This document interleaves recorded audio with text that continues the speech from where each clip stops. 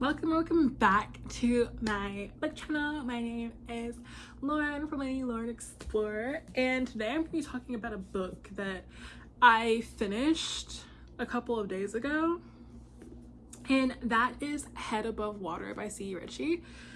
I have two editions of it. I have the regular edition and I have the website edition, and I must say this is definitely very grief stricken. So that's like a good TW warning.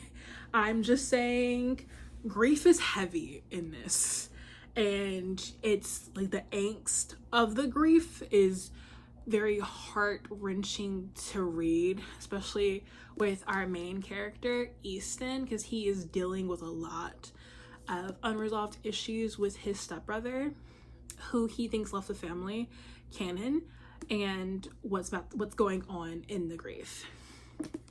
So we start off the book with Easton and Canon, and we get the dynamic at first. They're stepbrothers, and Easton believes that Canon doesn't really like him. He doesn't think he's homophobic. He just thinks that Easton does not like him. And yeah, kind of. Canon is his pro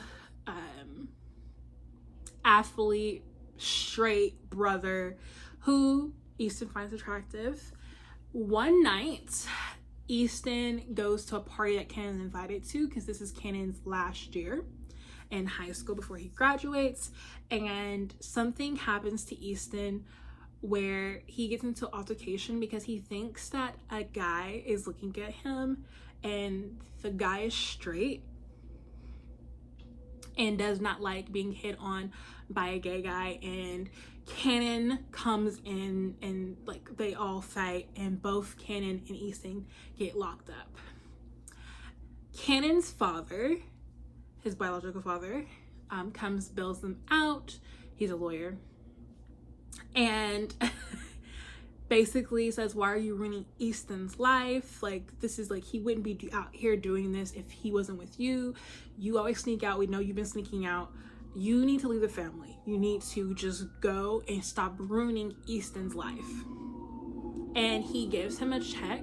I think it's for $50,000. Sorry if you hear that.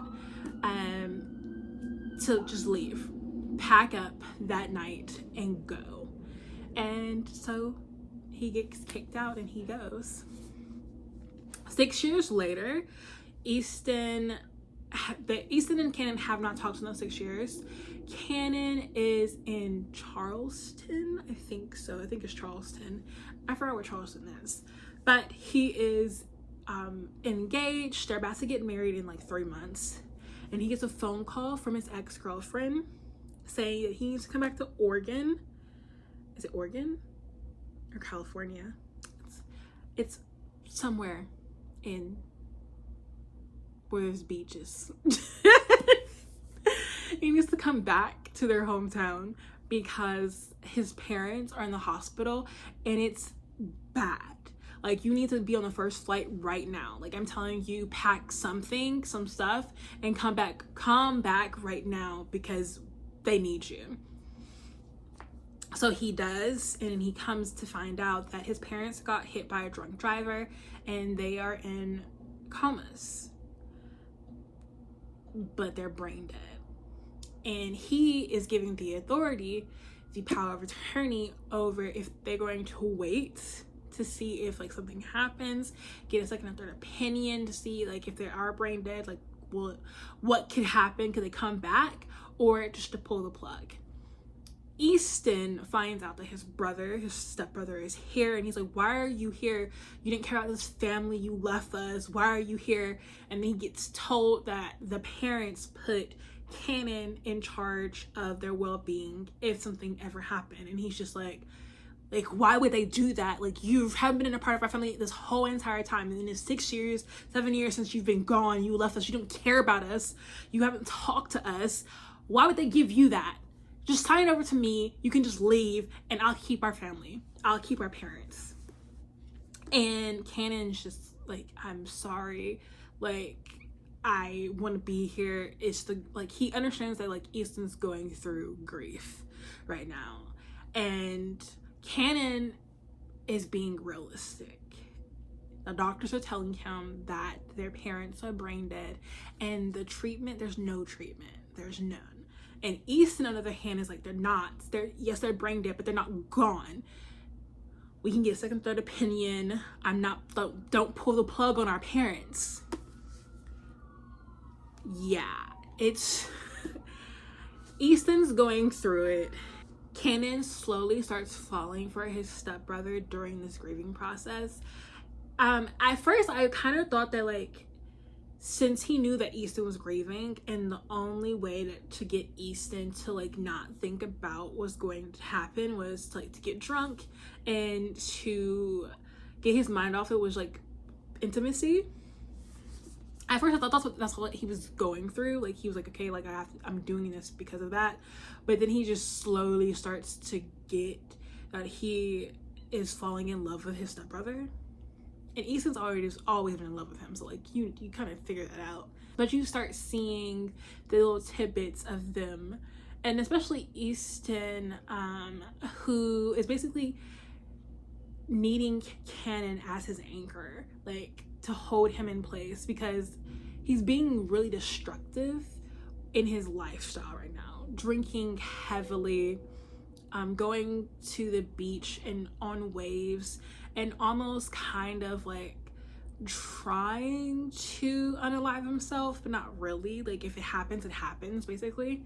And Cannon is his anchor of, like, the real world and what's getting him by. Also, Cannon is really realizing that, like, during this whole entire time, he hasn't thought of his fiance.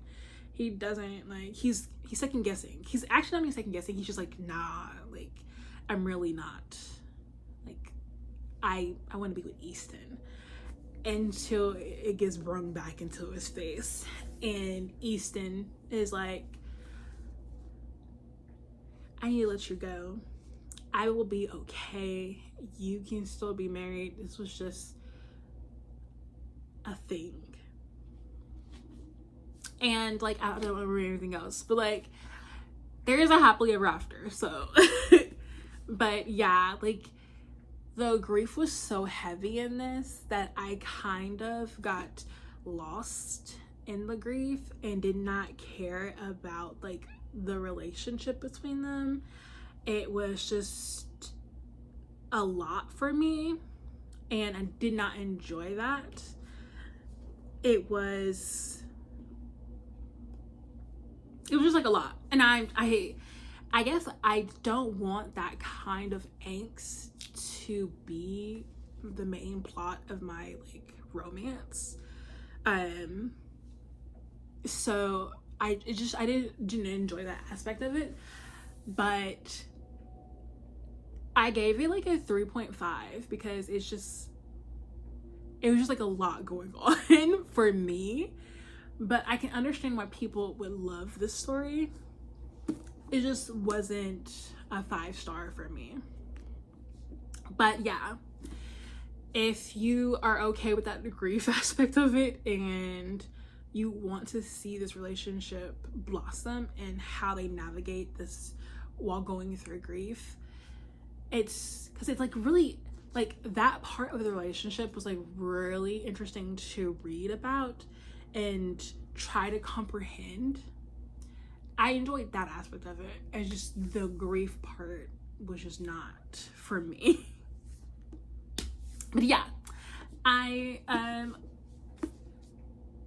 3.5, and I actually have other C. Ritchie stories books, so I'm not giving up on this author. I know there's gonna be a 5-star at some point in time, but this just wasn't a 5-star for me. That is it. I hope you enjoyed this review, and I will see you all in my next video. My name is Lauren, and I hope you'll have a wonderful day, evening, night, wherever you are in the world. Bye. Oh, look at Brent. He is knocked out.